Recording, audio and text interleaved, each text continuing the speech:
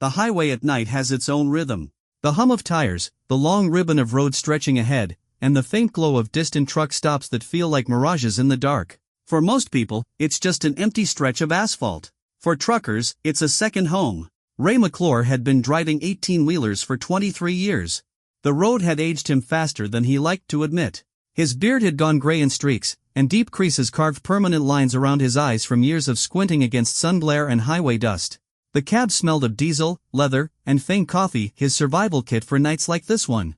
It was just past 2 a.m. when Ray's headlights cut across a lonely section of U.S. Route 54. The nearest town was 30 miles back, and ahead of him stretched nothing but desert, telephone poles, and sky. He'd always preferred these routes, less traffic, less chaos, but tonight felt different. Too still.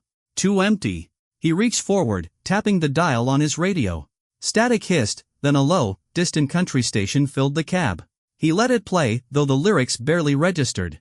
His mind kept circling back to the phone call he'd ignored earlier. His ex-wife. It was always about money. About their son, Tyler, who was now 16 and growing up faster than Ray could keep up with. Regret had a way of sneaking up on him during long hauls. Maybe that's why he noticed the figure sooner than he normally would have. Up ahead, illuminated by the sweep of his headlights, was a woman standing at the roadside.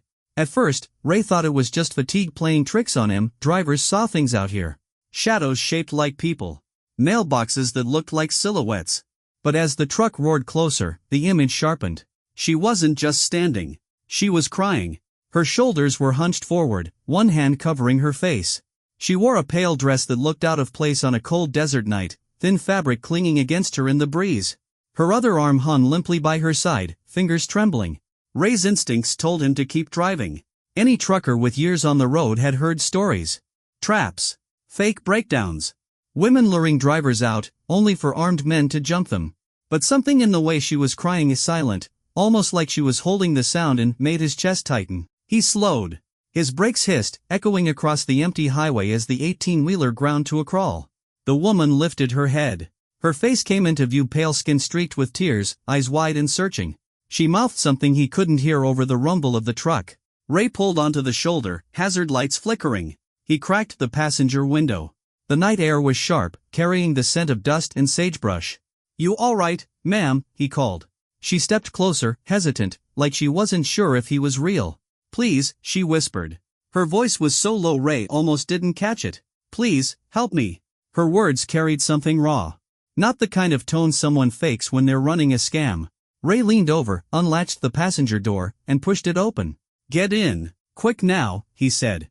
She climbed in, clutching the seat like it was the only solid thing in her world. Up close, Ray could see her better. She couldn't have been older than 28. Her hair, dark and tangled, stuck to her damp cheeks. Her dress was torn at the hem, and there was dirt on her knees. "Thank you," she breathed, still shaking. Ray put the truck in gear, pulling back onto the highway. For a few miles, silence hung between them, broken only by the hum of the engine. Ray kept glancing sideways, waiting for her to explain. "You want to tell me what's going on?" he asked finally. She didn't answer right away. Her hands were clasped tight in her lap, knuckles white. When she did speak, her voice cracked. I can't go back there." "Back where?" Her eyes darted to the side mirror, like she expected headlights to appear any second. "They'll find me if I say too much." Ray frowned. "Look, lady, if someone's after you, I need to know. I'm not looking to get caught in the middle of something." She turned toward him then, tears glistening in the glow of the dashboard lights. "I wouldn't ask if I had anyone else. But you stopped." No one else would have stopped. That guilt hit Ray like a weight. He'd passed plenty of people before. Drifters, hitchhikers, stranded cars with hazards on. You learn not to stop. But something had made him this time, and now he was tangled in whatever mess this woman was dragging behind her. "What's your name?" he asked. She hesitated. "Lena." "Well, Lena, I'm Ray. And I can't help you unless you level with me. Are you running from someone? Did somebody hurt you?" Lena's throat worked as she swallowed hard. Then, barely audible, she whispered. "I saw something I wasn't supposed to. And they'll kill me if I talk." Ray's grip on the wheel tightened. His truck drifted slightly before he corrected it. "You're telling me someone's chasing you?" She nodded. "They're not far." As if on cue, headlights flared in the mirror behind them. A pair of beams cresting the hill, closing in fast. Ray's pulse spiked. "Is that them?" he asked. Lena's eyes widened. She didn't answer, but the terror on her face was enough. Ray downshifted, the engine growling as he pressed harder on the accelerator. The 18-wheeler surged forward, tires roaring against the pavement. For a man who'd lived half his life on the road, Ray thought he'd seen everything. But in that moment, with a crying stranger whispering warnings beside him and unknown headlights chasing from behind, he realized the night still had ways of testing him. He didn't know yet that what Lena would whisper next, the secret she'd carried, the truth she couldn't bury, was going to stop him colder than any red light, colder than any wreck he'd ever seen. And it was only the beginning. The headlights behind them didn't fade. They grew sharper, brighter, and closer with every mile. Ray gritted his teeth, pushing the truck harder than he normally would. The 18-wheeler wasn't built for speed, but momentum was its friend. He leaned on it now, using the weight of the loaded trailer to build distance on the straight stretch. Lena's hands trembled in her lap. She kept glancing back, her lips moving soundlessly, as though praying. "Talk to me," Ray said, his voice tight. "Who's back there?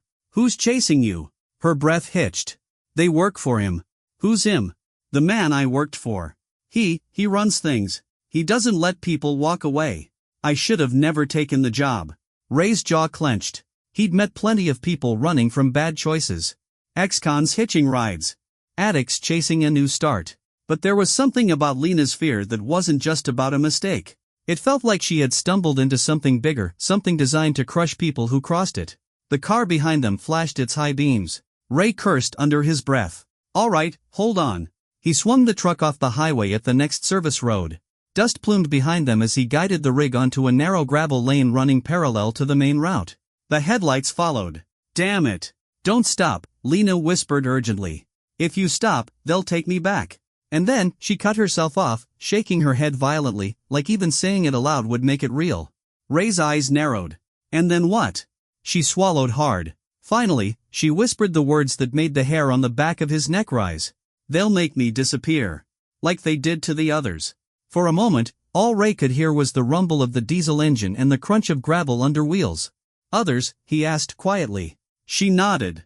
Tears streaked her face again. "Girls. Like me. Some younger. They hired us as house staff, assistants, cleaners, but it wasn't work. It was a prison." Ray's stomach knotted. He glanced at her, at the thin dress, the dirt smudges, the way her shoulders curled like she was trying to disappear. Suddenly, her presence on the roadside made sense in a way he wished it didn't. "You're telling me this guy is running some kind of operation?" Her silence was answer enough. The car behind them closed the gap. A black SUV, bigger, heavier, and faster on this terrain. Ray's instincts screamed. He'd been in rough spots before, but this was different. He wasn't just protecting himself now.